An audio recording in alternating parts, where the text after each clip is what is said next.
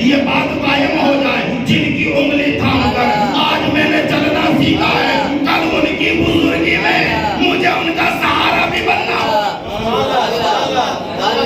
صلاۃ محمد اہل بیت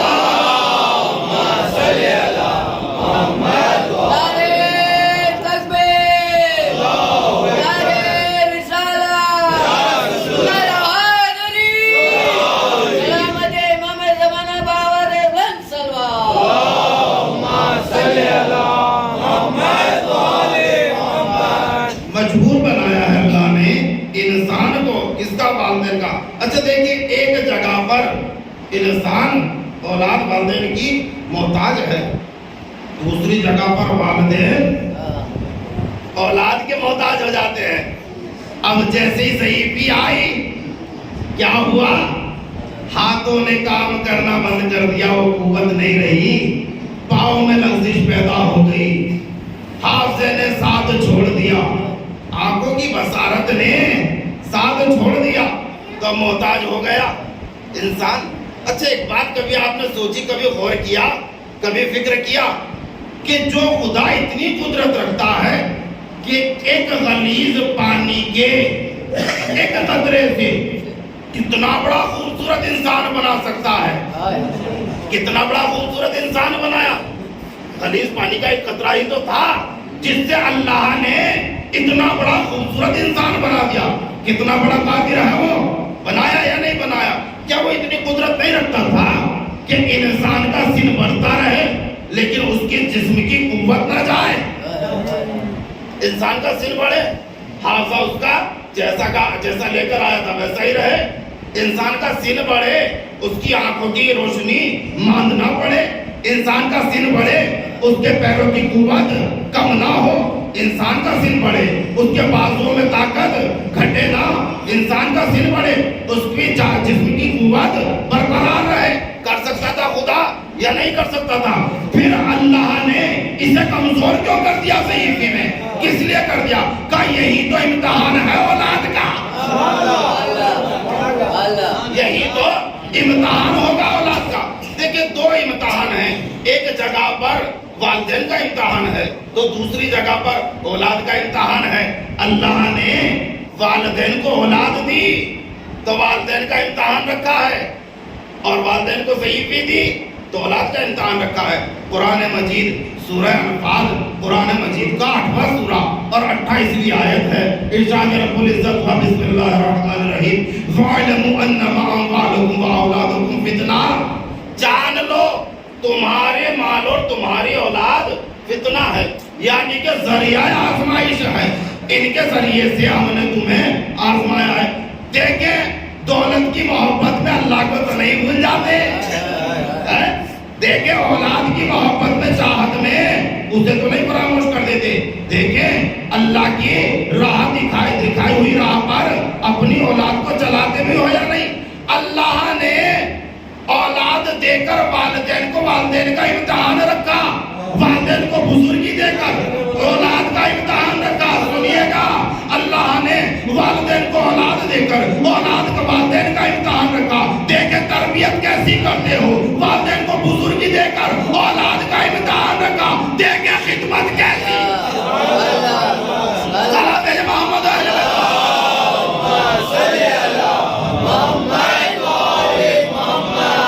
بیت خدمت کیسی کرتے ہو، ہے نا؟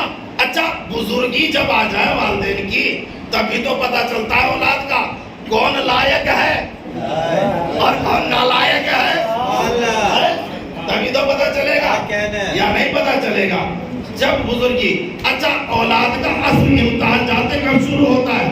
جب اس کی شادی ہو جائے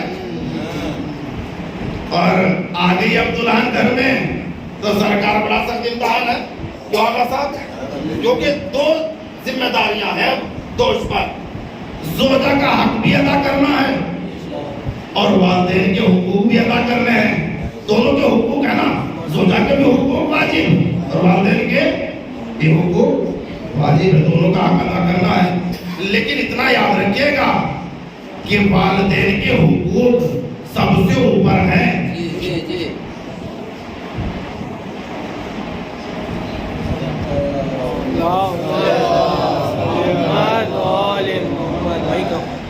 آپ نے والدین کے حقوق سب سے اوپر ہے. چھٹے امام علیہ الصلوۃ والسلام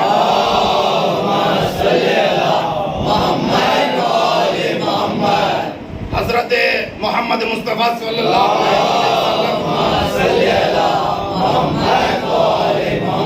یہ حدیث بیان کرتے ہوئے ارشاد فرماتے ہیں کہ اللہ کے رسول نے ارشاد فرمایا ہے کہ اگر کسی انسان کے پاس چند درہم ہو، درہم جانتے ہیں؟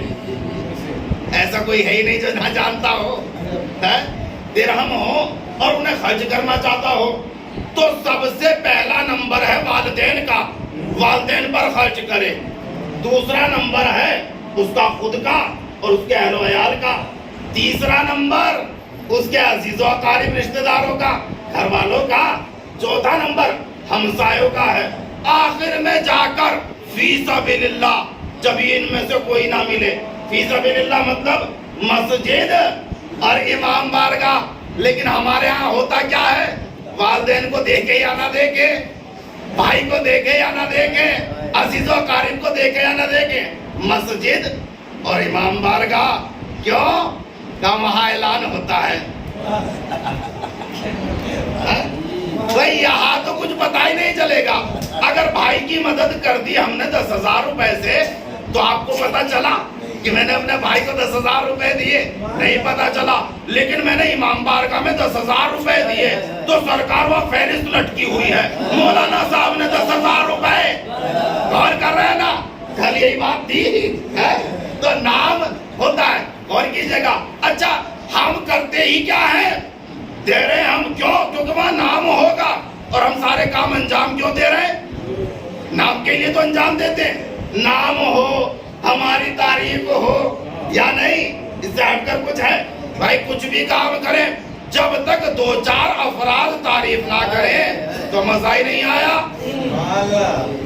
کوئی پروگرام کیا، اگر 2-4 افراد نہ آ کر کہیں حضور کیا کہنے کتنا اچھا پروگرام تھا، مزہ نہیں آیا. شادی کرے بھائی ولیمہ کھلانا سنت ہے یعنی مستحب ہے یہ عمل. ولیمہ یہ 4 ولیمے ہیں. 3 ولیمے تو یہ ہے حج ولیمہ، شادی کا ولیمہ، مکان کا ولیمہ، اور ایک اور ہے کھانا کھلانا مستحب ہے. جو اگر انسان کوئی بیمار ہو جائے اور طول پکڑ جائے اس کی بیماری اور اسے جب شفا ملے، اسے شفا ملے تو اس کے لیے مستحب ہے کہ یہ مومنین کو کھانا کھلائے، مومنین کی دعوت کرے. اچھا مستحب ہے سرکار ولیمہ کرنا ہے یا نہیں؟ ایک کھانا کھلا دیجئے، پیٹ تو بھرنا ہے. لیکن نہیں، کم سے کم 10-15 کھانے تو ہونے چاہیے یا نہیں ہونے چاہیے. کیوں؟ کیونکہ ہم مومنین کو کھانا نہیں کھلا رہے، ان سے تعریف پانے کے لیے. ایسا ہی ہے، تعریف پانے کے لیے کھلا رہے. مستحب ثواب کا کام تھوڑا ہی کر رہے ہیں، تعریف ہو. اچھا ہم کچھ بھی کر لیں، دیکھیے کمال تعریف پھر بھی نہیں ہوتی. ہماری ہوتی ہے تعریف؟ کبھی نہیں ہوتی. کتنی بھی بڑی شادیاں کیوں نہ ہو، بڑی بڑی شادیاں دیکھی جس میں 2-2 کروڑ 4-4 کروڑ روپے لوگوں نے خرچ کر دیے. 2 دن ذکر ہوتا ہے، تیسرے دن سب بھول گئے، اب کوئی تعریف نہیں ہوتی. یہ ابدی تعریف کیوں نہیں؟ قیامت تک ہونی چاہیے، جب تک لوگ رہیں ہونی چاہیے. کیوں نہیں ہوتی ہے تعریف انسان کی؟ کس لیے نہیں ہوتی؟ وجہ بتا دوں، سنو گے؟ تیار ہو سننے کے لیے؟ سنیے گا. قرآن مجید سورہ الحمد، قرآن مجید کا پہلا سورہ جسے کہتے ہیں ام الکتاب، الفاتحہ، سب مثانی، پہلا سورہ ہے یہ. اس سورے کو کم سے کم انسان جو صرف واجب نمازیں ادا کرنے والا ہے 10 مرتبہ پڑھتا ہے روزانہ. سورہ فاتحہ میں آیت نمبر 2 میں اللہ نے بیان کیا بسم اللہ الرحمن الرحیم الحمدللہ رب العالمین. ترجمہ کیجئے، تمام تعریفیں اللہ کے لیے ہیں. یہی ہے قرآن مجید میں ترجمہ. اصل ترجمہ سنیے گا تاکہ آپ کو پتا چلے جو میں بیان کرنے چلا ہوں ہماری تعریف ہوتی کیوں نہیں ہے. قرآن مجید کا یہ جو سورہ ہے نا، آیت نمبر 2 سورہ الحمد، بسم اللہ الرحمن الرحیم الحمدللہ رب العالمین. یہ جو اللہ جس لام کی وجہ سے للہ پڑھا جا رہا ہے نا، اس لام کو کہتے ہیں لام تملیکی. یہ معنی دیتا ہے ملکیت کے. اب ترجمہ اصل ترجمہ سنیے گا اور جا کر کسی بھی آیت اللہ مجتہد کو سنا دیجئے کہ صحیح کیا ترجمہ یا غلط کیا، کہیں غلط تو نہیں ہے. سنیے گا، واہ لینے کے لیے نہیں، حقیقت بیان کرنے کے لیے ترجمہ کر رہا ہوں سرکار. سنیے ترجمہ. بسم اللہ الرحمن الرحیم. الحمدللہ رب العالمین. تمام تعریفیں ملکیت ہیں اس خدا کی جو تمام عالمین کا پالنے والا ہے. ارے بھائی تمام تعریفیں ملکیت ہیں اللہ کی. اب سنیے ہماری تعریف کیوں نہیں ہوتی ہے؟ کیونکہ ہم نے ہر عمل انجام دیا ہے تعریف کے لیے. نماز تعریف کے لیے، روزہ تعریف کے لیے. تعریف ہے کیا؟ اللہ کی ملکیت. ہم نے سارے عمل انجام دیے ہیں اللہ کی ملکیت کے لیے. اگر اللہ کی ملکیت کو چھوڑ کر اللہ کے لیے انجام دیے ہوتے تو تعریف ہماری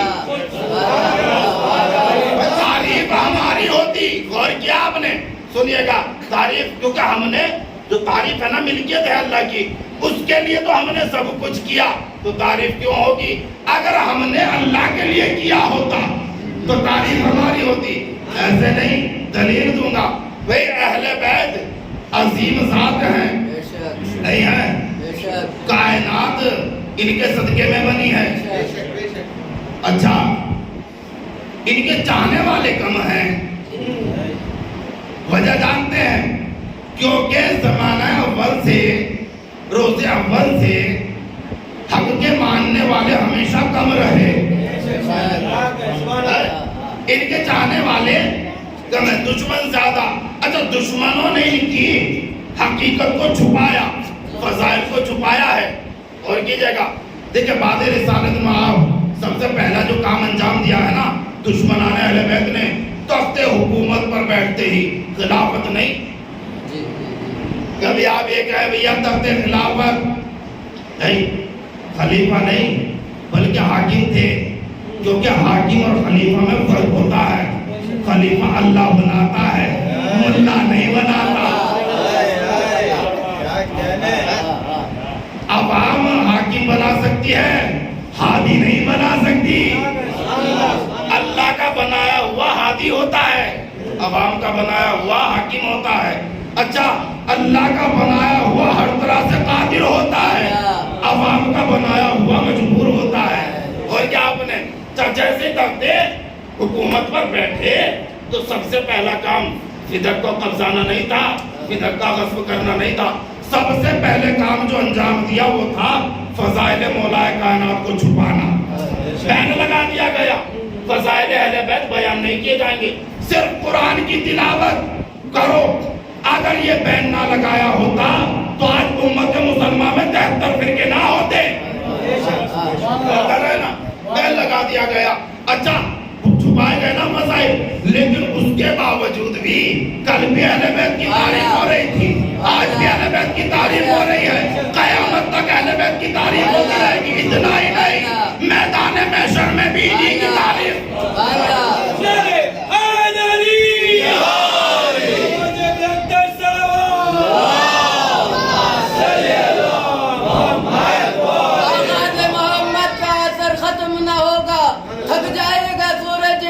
ختم نہ ہوگا. یا علی یا حسین، یا علی یا حسین، یا علی یا حسین. نعرہ حیدری، رحمت امام زمانہ باور بلند سلوات. میدان محشر میں دینی کی تعریف ہوگی. جب لوگ دیکھیں گے نا دشمنان اہل بیت، دیکھیں گے تعریف یا کسی اور کی نہیں ہے، اللہ ان کی تعریف کر رہا ہے. اللہ ان کی تعریف، اللہ ان کی تعریف کر رہا ہے. تو حسرت میں کہیں گے یا لیتنی کنت ترابا. سلام ہے جب محمد اہل بیت.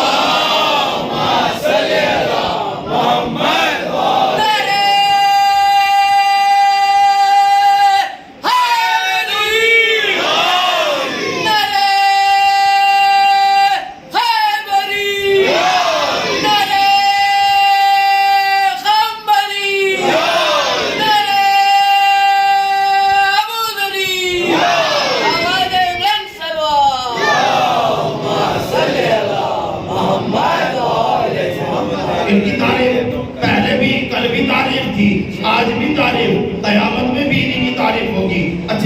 तारीफ क्यों? इसलिए कि अल्लाह ने अफजल बनाया है। देखिए ये जो सोच है ना, अल्लाह ने अफजल बनाया, ये याद रखिएगा, अल्लाह ने अफजल नहीं बनाया, ये अफजल बने हैं अपने किरदार से। और करिएगा, अल्लाह ने तो सनद दी है, अल्लाह ने सनद दी है कि ये सबसे अफजल है। और कर रहे ना दोस्तों और अजीजों, तो ये सबसे अफजल है। अच्छा, इनकी तारीफ क्यों हो रही है? अब सुनिएगा, कुरान मजीद का सूरा अनआम, कुरान मजीद का ये 6वां सूरा है, आयत नंबर 162 है। जाकर कुरान देखिएगा, खुलकर आयत को पढ़िएगा।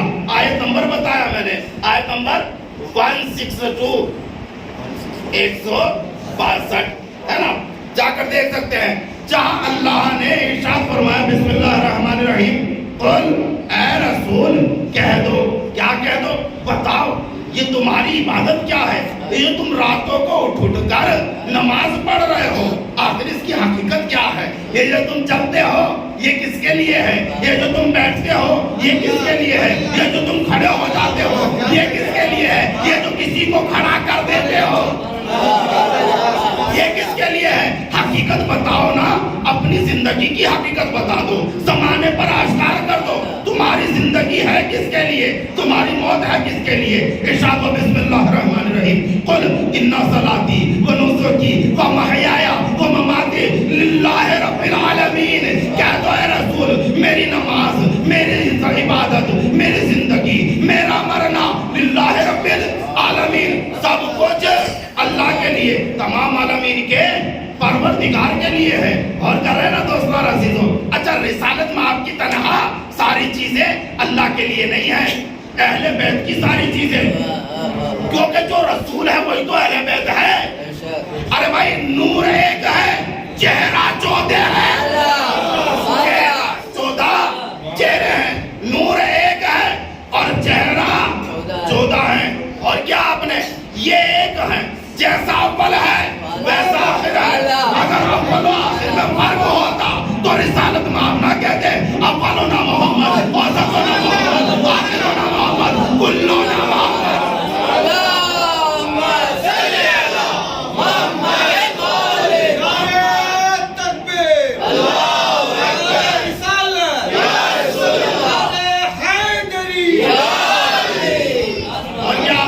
ये सब एक हैं। अच्छा, इनका अमल सबका एक जैसा है, इल्म में सब एक जैसे, इबादत में सब एक जैसे, शुजाअत में सब एक जैसे, इताअत में सब एक जैसे, सखावत में सब एक जैसे, अदालत में सब एक जैसे। और कह रहे ना, इनका सब अमल सबका एक जैसा है, तो सबका अमल अल्लाह के लिए। और करिएगा भाई, इनका हर अमल अल्लाह के लिए है ना, नमाज अल्लाह के लिए, रोजा अल्लाह के लिए, ये इफ्तार करें अल्लाह के लिए, इफ्तार की रोटियां दे दें अल्लाह के लिए, चलें अल्लाह के लिए, रुकें अल्लाह के लिए, जंग करें अल्लाह के लिए, सुलह करें अल्लाह के लिए, ये जागे अल्लाह के लिए, सो जाए।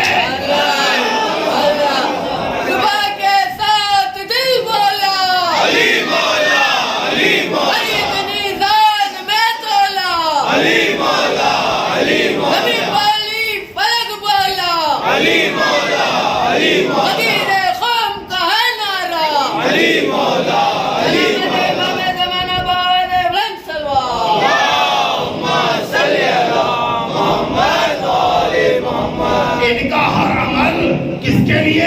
अल्लाह के लिए है। अल्लाह ने जब देखा अहले बैत तुम्हारा सब कुछ मेरे लिए है, तो मेरी मिल्कियत तारीफ है, सब तुम्हारे।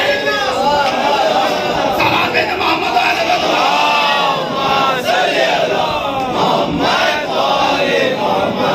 और क्या आपने, क्योंकि इन्होंने हर अमल अंजाम दिया अल्लाह के लिए, तो अल्लाह की जो मिल्कियत है, तारीफ है, अल्लाह ने कहा तुम्हारे लिए। इसलिए कल भी इनकी तारीफ हो रही थी, आज भी हो रही है, कयामत तक इनकी तारीफ होती रहेगी, क्योंकि जिसे अल्लाह रखे उसे कोई मिटा ही नहीं सकता। और क्या आपने, तो सरकार पहला नंबर किसका जहन में है ना? वालिदैन का। दूसरे नंबर पर खुद है, अहलो अयाल है, फिर उसके बाद फी सबीलिल्लाह, आखिर में आकर سب سے پہلا نمبر ہے والدین کا. کس لیے؟ کیونکہ انہوں نے کس سختیوں میں کیا سختیاں جھیل کر آپ کو پروان چڑھایا ہے. تو سب سے پہلا نمبر کیا جانتے تھے؟ کچھ بھی تو نہیں جانتے تھے. طوطے کی طرح کس نے رٹایا؟ اللہ ایک ہے، پنجتن 5 ہیں، امام 12 ہے، معصوم 14 ہے، کربلا کے شہید 72 ہے. کس نے بتایا؟ والدین نے تو پڑھایا نا. تو پہلا نمبر ان کا ہے. اور کیا؟ کیونکہ آپ تو لا تعلمون شیئا، جاہل آئے تھے، کچھ جانتے ہی نہیں تھے. یہ جو ذہن تھا نا، یہ جو دماغ تھا، کورے کاغذ کی مانند تھا، اس پر کچھ لکھا ہی ہوا نہیں تھا، کچھ جانتے ہی نہیں تھے. اور کیا آپ نے؟ اچھا سرکار سب آئے ہیں لا تعلمون شیئا. باہر مومنین ہیں، تھوڑی سی جگہ اندر ہے، اگر آنا چاہیں تو اندر آ جاؤ. تعلمون شیئا، سب آئے ہیں، جاہل آئے ہیں. میں جاہل آیا، آپ جاہل آئے، صحابہ جاہل آئے.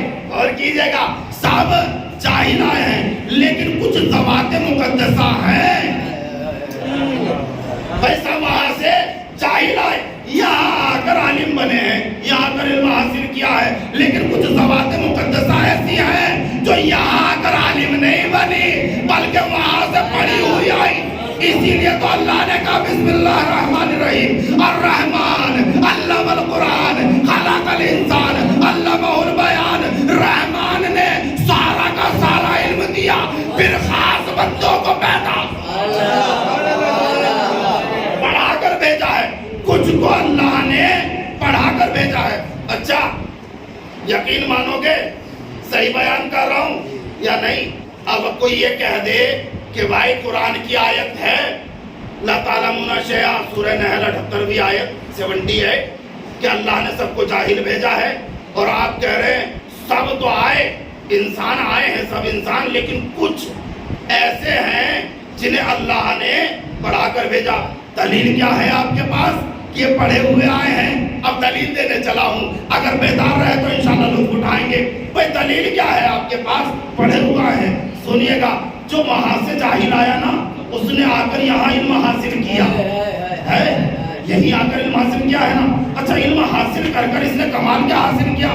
کہ سرکاری آسمان میں سفر کرنے لگا، چاند پر پہنچ گیا، سیاروں پر چلا گیا. یہ کون ہے؟ کہ جو جاہل آیا ہے. کون یہ؟ کہ جو جاہل آیا.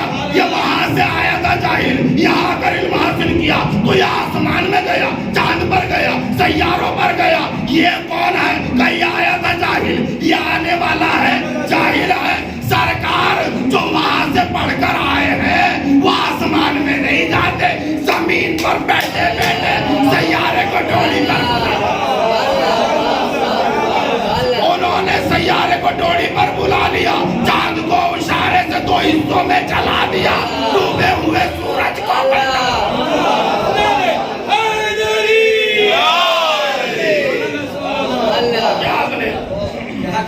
جو چاند پر جائے کہا نہیں، وہ وہاں سے جاہل آیا. جو چاند کو اشارے پر چلا دے، جو سورج کو ڈوبنے کے بعد پلٹا دے، وہ وہاں سے پڑھ کر آیا. مشہور ہے نا مولا کائنات نے رجعت شمس اسے بولتے ہیں، رجعت شمس، پلٹانا، رجوع. اور کیجئے گا پلٹایا مولا کائنات نے کسے؟ سورج کو. اس کے مقام سے مغرب میں ڈوبنے کے بعد جب ڈوب چکا تھا مغرب میں اسے پلٹایا. سن چکے ہیں آپ، سنتے آ رہے ہیں نا، ماؤں کی گودیوں میں یہ سنتے آ رہے ہیں آپ، کم سنی کے عالم سے یہ روایت سنتے آ رہے ہیں. لیکن سب نے بیان کی ہے شارٹ، تھوڑی سی مفصل سنیے گا، تفصیل کے ساتھ سنیے گا. اور کر رہے آپ مولا کائنات نے سورج کو پلٹایا ہے نا، یہی ہے روایت. اچھا کیوں پلٹایا بھائی؟ پلٹایا کس لیے تھا؟ کہ حضور کو نماز پڑھنی تھی. ایسا ہے، نماز پڑھنی تھی.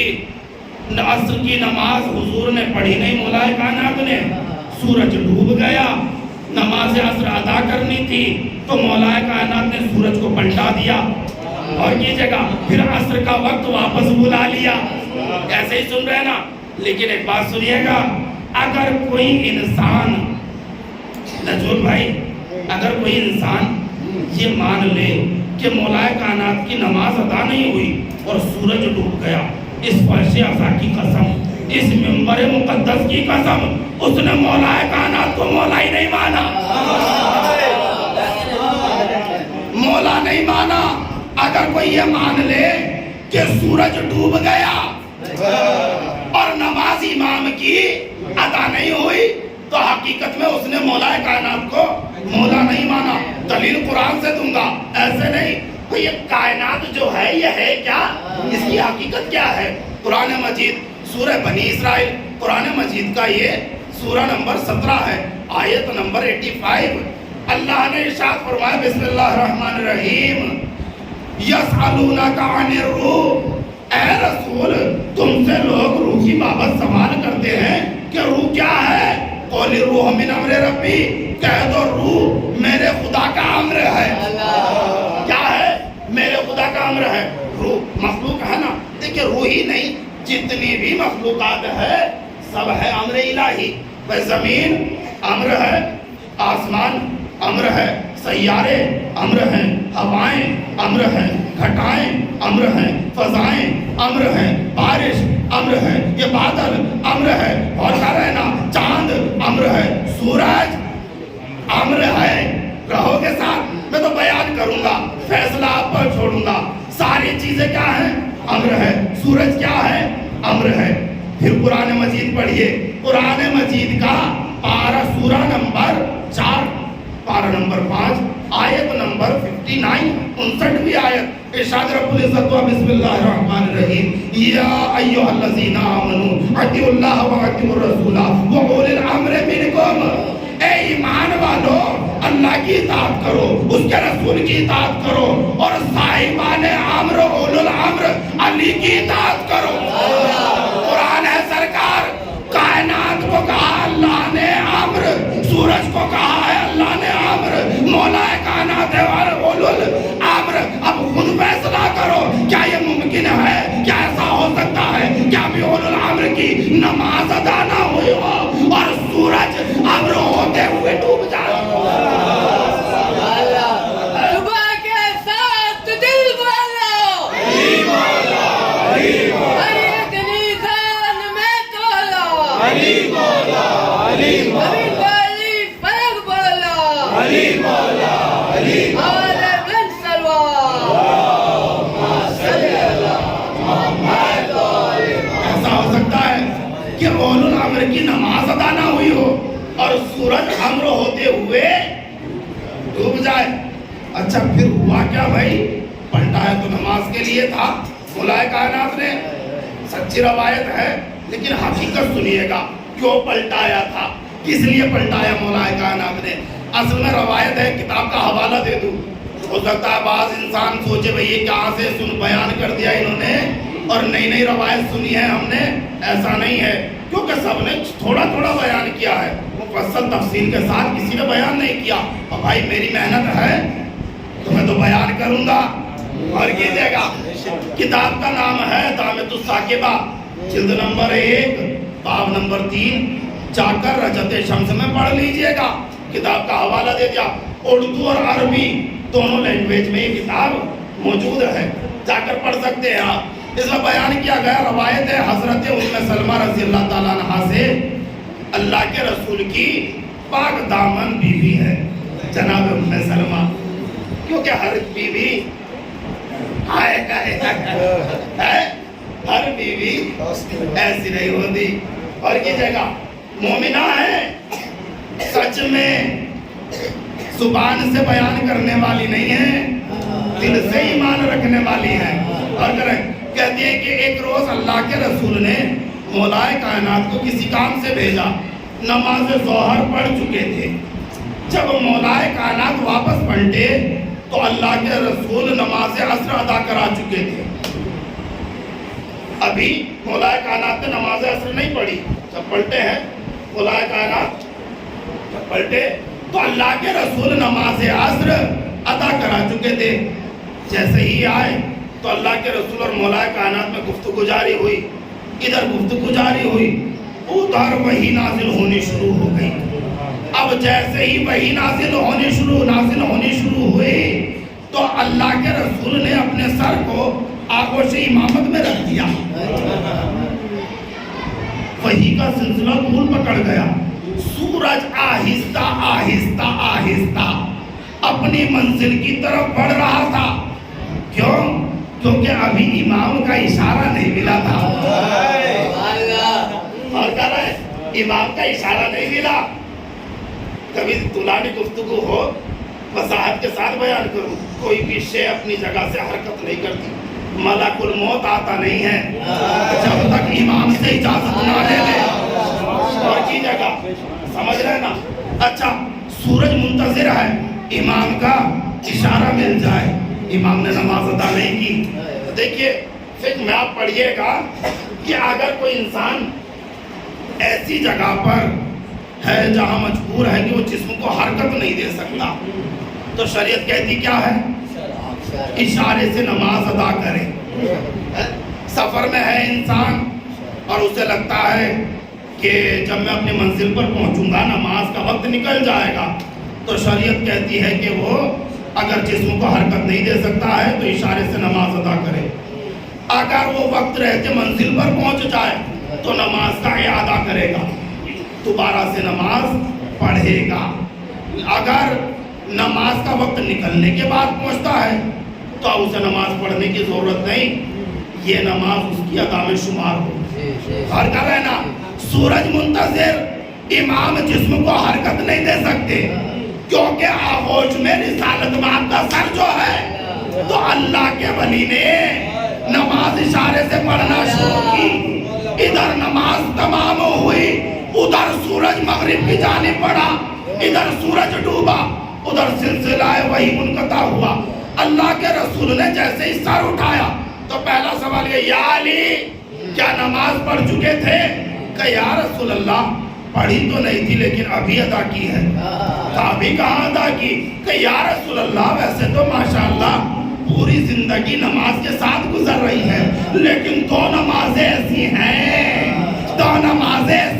جن کے برابر کی کوئی نماز نہیں ہے۔ ایک وہ ظہر کی نماز جس میں حالت رکوع میں انگوٹھی زکات دے کر کوئی عبادت کا شرف انسان حاصل کیا، اور آج کی عصر کی نماز جہاں ایک طرف اللہ کی عبادت کر رہا تھا، دوسری طرف آپ کی اطاعت۔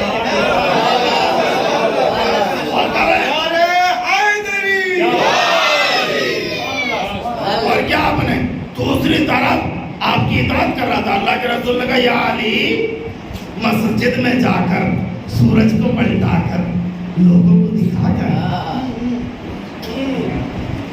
نماز ادا کیجئے۔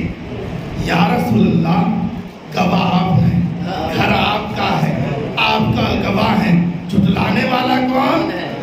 کہا یہی تو بات ہے کہ جس طرح سے گھر میں جھٹلانے والے اس طرح سے باہر جھٹلانے والے، جیسے باہر جھٹلانے والے اسی طرح سے گھر میں بھی کچھ ہیں جو جھٹلانے والے ہیں۔ اور کی جگہ جا کر پڑھیے۔ اچھا مسجد میں جا کر سورج پلٹا کر، بھئی نماز تو ادا ہو چکی تھی نا مولا کائنات کی، یا نہیں ہوئی تھی؟ ادا ہو چکی تھی، پھر اللہ کے رسول کیوں کہہ رہے کہ جا کر سورج کو پلٹا کر نماز ادا کیجئے؟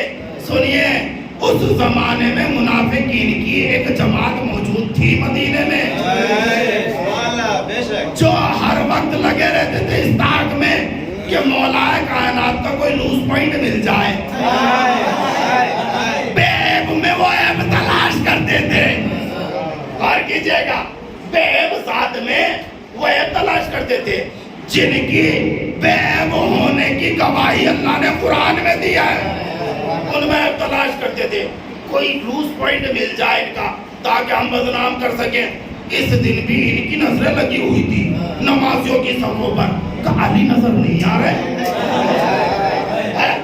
علی نظر نہیں آ رہے، رسول نماز پڑھا رہے ہیں، ان کی نظریں دوڑ رہی تھی ادھر ادھر، علی نظر نہیں آ رہے، نماز عصر ادا ہو گئی، علی نہیں آئے، سورج ڈوب گیا، علی نہیں آئے دل دل میں خوش ہو رہے تھے. اب ہم کہہ سکتے ہیں علی کی فلاں دن کی فلاں وقت کی نماز قضا ہوئی. اب ہم بیان کر سکتے ہیں, اب ہم بول سکتے ہیں. ایک بات ان کے دل میں یہ چل رہی تھی کہ علی کو بدنام کرنے کا موقع مل گیا کہ فلاں دن کی عصر کی نماز علی کی قضا ہوئی.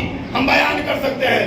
دوسری وجہ کہ اللہ کے رسول بڑے فضائل بیان کرتے ہیں علی کے, بڑے گیت گاتے ہیں علی یہ علی وہ.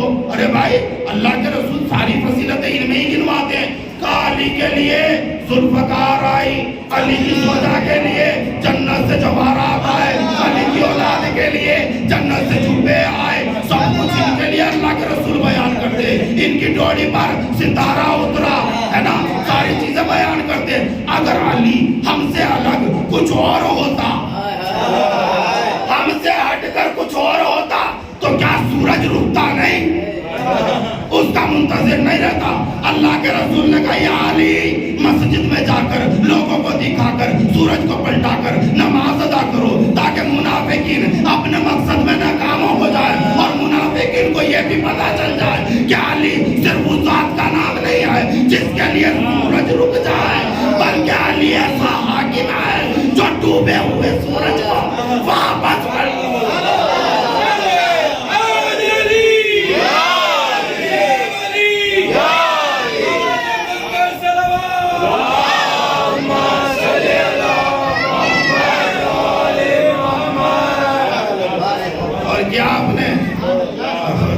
جملہ دوں آپ کو اسی روایت سے.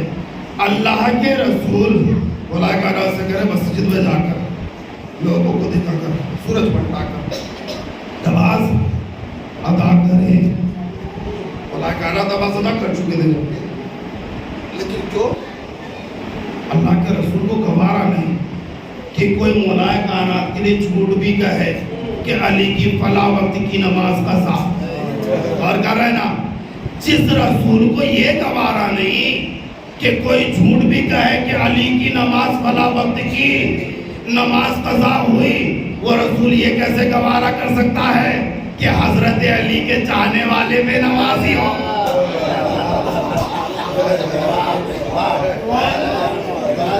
وہ رسول کیسے گوارا کر سکتا ہے کہ مولائے کائنات کے چاہنے والے, اور کیا آپ نے بے نمازی ہوں کر سکتا ہے. دیکھیے یہ جو نماز ہے نا, یہ صرف اللہ کی عبادت کا حق ہی ادا نہیں کرتی ہے, بلکہ یہ اللہ کی نعمتوں کا شکر بھی ادا کرتی ہے. نماز کے ذریعے سے صرف اللہ کی عبادت کا ہی حق ادا نہیں ہوتا, بلکہ اللہ کی نعمتوں کا شکر بھی ادا ہوتا ہے. اور اللہ نے مانگا بھی تو ہم سے کچھ نہیں مانگا ہے. واللہ اخرجکم من بطون امہاتکم لتعلمون شیئا, اور اللہ نے تمہاری ماؤں کے شکم سے تمہیں تمہاری ماؤں کے بطن سے اس کیفیت میں اس سچویشن میں باہر کیا لتعلمون شیئا کہ تم کچھ نہیں جانتے تھے. فجعل لکم السمع والابصار والافئدۃ لعلکم تشکرون.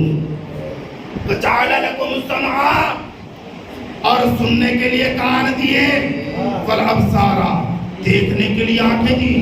کان نعمت ہے, آنکھیں نعمت ہے. والافئدۃ دل دیا سمجھنے کے لیے, یہ نعمت ہے نعمت یا نہیں ہے. آنکھ خراب ہو جائے خدا نہ خواستہ کسی کی, زندگی بھر کی کمائی ایک آنکھ پر نچھاور کر دے گا, لٹا دے گا. اتنی بڑی نعمت ہے, یہ نعمت ہے یا نہیں؟ اچھا یہ نعمت دینے کے بعد اللہ نے کیا مانگا؟ کچھ نہیں مانگا. لعلکم تشکرون, صرف اور صرف شکر کرو تاکہ تم شکر کرو. کچھ نہیں مانگا. اور شکر کس سے ادا ہوگا؟ نماز سے, نماز کے ذریعے سے. اور کیا وقت ہو چکا 1 گھنٹے کے قریب, جلوس بھی ہے نہیں تو بیان کرتے کہ کس طرح سے. پھر کبھی انشاءاللہ غالباً کل ایک مجلس ہے وہ کوشش کریں گے کہ بیان کریں. تو نماز اور کیا آپ نے شکر. اللہ نے مانگا جاہل بھیجا, علم حاصل کرنے کے لیے آنکھ دی, کان دی, دیکھ کر علم حاصل کرو, سن کر علم حاصل کرو، اور سمجھنے کے لیے، پرکھنے کے لیے کسوٹی دی دل کی شکل میں، اور کیا، اور سب کے لیے جب سب دے چکا اللہ تو کیا کہا، لعلکم تشکرون، صرف اور صرف تاکہ تم شکر گزار بن جاؤ، لعلکم تشکرون، اور شکر ادا نماز۔ جس امام کی شہادت کے سلسلے میں اس مجلس کا انعقاد کیا ہے، تاریخ کا سب سے بڑا نماز ہے، اپنے زمانے کا سب سے بڑا نماز، سید الصالحین زین العابدین، عابدین کی زینت، لقب دیکھ رہے ہیں آپ کتنے بڑے عابد کہ قید خانے میں بھی عبادت نہیں چھوڑی۔ آپ نے سن لیا، میں نے بیان کر دیا، آپ کیا سوچ رہے ہیں قید خانے میں کس طرح سے امام ہاتھوں میں ہاتھ کر دیا، پاؤں پہ پھیر دیا۔ اگر اتنا بھی ہوتا تو بھی تم سادہ رکھنا ہوتا، سنے گیا، کیونکہ اس کیفیت میں انسان نماز ادا کر سکتا ہے، کوئی پریشانی نہیں ہے، سادہ حیثیت نہیں ہوتی، لیکن گلے میں خاردار کو خاردار خار جاتے، خار کہتے ہیں کانٹے کو شور، اس میں کانٹے نہیں، اس موقع میں لوہے کی میخیں تھی، اور وہ میخیں امام کے گلے کے گوشت میں پیوست جس سے خون رشتہ رہتا ہے۔ امام ایسی کیفیت میں بھی امام نے نماز نہیں چھوڑی ہے، 1000 رکعتیں دن بھر میں ادا کرنے والے امام، 1000 رکعتیں، ایسی کیفیت میں بھی امام نے نماز نہیں چھوڑی ہے۔ فرصت ہے کہ آج امام اس مظلوم امام کا فرصت ہے نا، دیکھیے ہر امام، ہر شہید ایک مرتبہ شہید ہوتا ہے، یہ وہ مظلوم امام ہے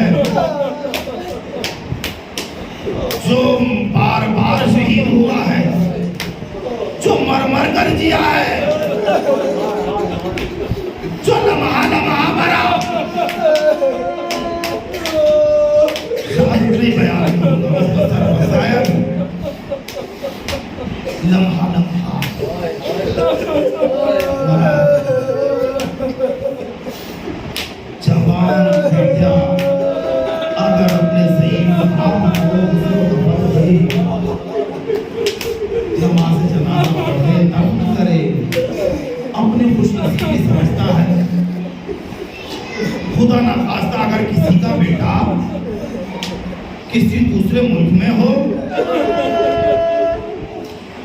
باپ دوسرے ملک میں ہو اور باپ فوت ہو جائے، بیٹا اپنے باپ کے جنازے پر نہ آنے پائے تو تاعمر دل میں ملال رکھتا ہے، کوڑتا رہتا ہے کہ میں اپنے باپ کے جنازے پر نہیں پہنچ پایا کیونکہ دوسرے ملک میں موجود تھا، لیکن بیمار امام کربلا میں موجود، 3 دن کا بھوکا پیاسا ضعیف باپ کربلا کی تپتی ہوئی ریت پر بے گوروں کو بن پڑا ہوا، امام سجاد کی آنکھوں کے سامنے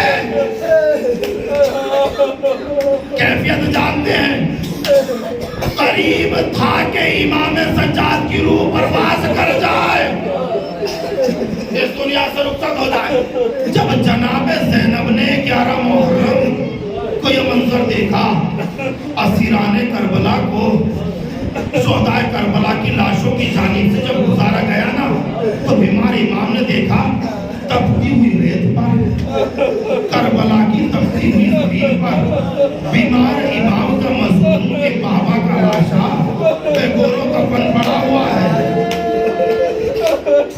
قریب تھا کہ امام کے اوپر باز کر جائے. جناب زینب نے بھتیجے کے چہرے کو دیکھا, چہرہ سرد پر چکا تھا. جناب زینب نے اپنے آپ کو پشت ناکہ سے گرا دیا. کیا میرے لال ہمیں چھوڑ کر جانا چاہتے ہو؟ کابو بھی اماں, ارے وہ جوان لال کیسے دیے جس کا ضعیف باپ بے گوروں کا پر تپتی ہوئی ریت پر پڑا ہوا مرمر کر دیا ہے یہ امام. سنیے گا, سنیے آپ نے شہادت امام کی, پھر سنیے گا جملے زیارت کریں گے علم مبارک کی, کریا کرتے ہوئے جائیے. اسیران کربلا کا یہ قافلہ جب کوفہ کے دربار میں لے جایا گیا, اسیران کربلا کا قافلہ دربار کوفہ میں ابن زیاد تخت نشین, نامحرموں کا مجمع, آل رسول بے پردہ, کربلا کے میدان میں امام حسین کا سخت امتحان ہے, بڑا سخت امتحان. حقیقت ہے جوان بھائی بازو اٹھانا بڑا سخت امتحان ہے. کڑیل جوان کے سینے سے برچی کا پھل نکالنا بڑا سخت امتحان ہے. 13 سالہ پیٹ بھتیجے کے لاش کے ٹکڑوں کو اکٹھا کرنا سخت امتحان. 6 ماہ کے علی اصغر کو ہاتھوں پر قربان بڑا سخت امتحان ہے. لیکن اس امتحان سے بڑا سخت امتحان جانتے کیا ہے؟ ماں بہن پھوپھیوں کو سر پر رہنا بلوایا.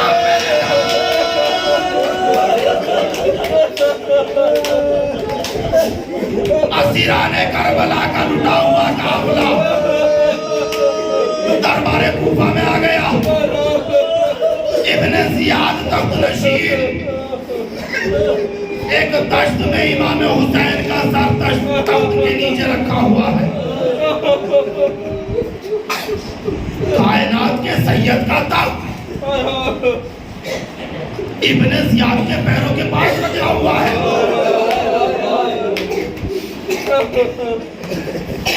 جس کے قدموں کی دھول کائنات, اس کا سر ابن زیاد کے تخت کے نیچے رکھا ہوا ہے. آل رسول پہ مقناع و چادر, بیمار امام بابا زنجیر, ہاتھوں میں ہتھ کڑی, گلے میں خاردار تو گردن جھکائے ہوئے. یہ گردن توپ کے وزن کی وجہ سے نہیں جھکی ہوئی تھی, یہ گردن غیرت کی وجہ سے جھکی ہوئی. ابن زیاد کے قید خانے میں جناب مختار قید تھے. ابن زیاد نے جناب مختار کو اذیت دینے کے ارادے سے دربار میں بتایا. اس بچے کو ہٹا دیجیے, ہٹائیے اس بچے کو. امام سجاد قید خانے میں ابن زیاد میں امام سجاد سر جھکائے ہوئے. جناب مختار قید خانے میں ابن زیاد, جناب مختار کو ابن زیاد نے بلایا, حکم دیا سپاہیوں کو مختار کو لے کر آؤ. حسین کا محب ہے نا, حسین کا چاہنے والا ہے نا, ہم دکھائیں ہم نے حسین کے ساتھ کیا کیا.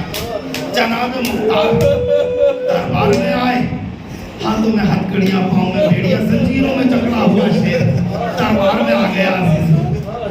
کہنے لگا ابن زیاد مختار حسین سے بہت محبت کرتے ہو, دیکھنا چاہو گے اپنے آقا کا انجام. دیکھو یہ دشت میں تمہارے مولا کا سر رکھا ہوا ہے. ہمیں پتہ نصیب ہوئی تمہارے امام کو ہم نے قتل کر دیا اور ابن اور مختار और इतना ही नहीं, पीछे पलट कर देखो वो हुसैन आयाल है जो हमारे कैदी है, हमारे कैदी है। जनाब मुख्तार ने पीछे पलटना चाहा, बीमारी मौत ने, गैरतारी मौत ने जनाब मुख्तार को कोई बर्बाद रखा। चाचा पीछे ना पलटना, मेरी माँ का सर पलटना। दरबार इब्ने ज़ियाद, इन्ना लिल्लाहि व इन्ना इलैहि राजिऊन।